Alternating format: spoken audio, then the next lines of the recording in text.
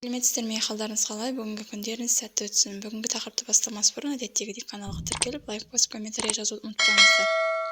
Мейрамбек Беспаев әртістердің шегіртке дейтіндерге жауап берді. Әлеуметтік желіде әр қадамын салып отыратын өнерпаздардың халықтың жиі сөз естиді. Ел алдында жүрген шоу-бизнес өкілдері түрлі пікір жазатын жұрттың әрекеті Мейрамбек Беспаевтың ашуына тисе керек, ол жеке парақшасына арнайы жауап берді.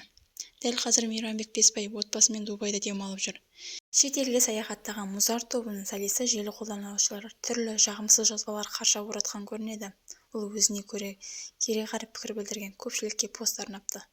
Мақтанбашы, осылардікі өмір, шегірткелер, жалғыз сен емес шығарсың, Дубайға барған. Тойғаннан секіріп жүрсің ғой, қойсаңдаршы осындайларында. Ішкен жегендердің қыдырғандарын сала бересіңдер осылар-ақ. Жұртыл қазақ. Жүріңдер сол ақшаны шетелге шашып, сен бармасаң ПТУ өтпей қалатындай, деп жазбағандарға бүкіл әлемді шарлау жазсын, деді Мейрамбек Беспаев өзінің Инстаграм парақшасында. Соңына дейін тыңдағандарыңызға көп рахмет. Лайк басып, комментарий жазып, каналға тіркелуді ұмытпаңыздар. Шоу-бизнес жаңалықтары сіздерге әрқашан бірінші болып жаңалықтарды жеткізіп отыратын болады. Ол үшін каналға тіркеліп, қоңырау белгісін басып қойыңыздар. Келесі кездескенше сау болыңыздар.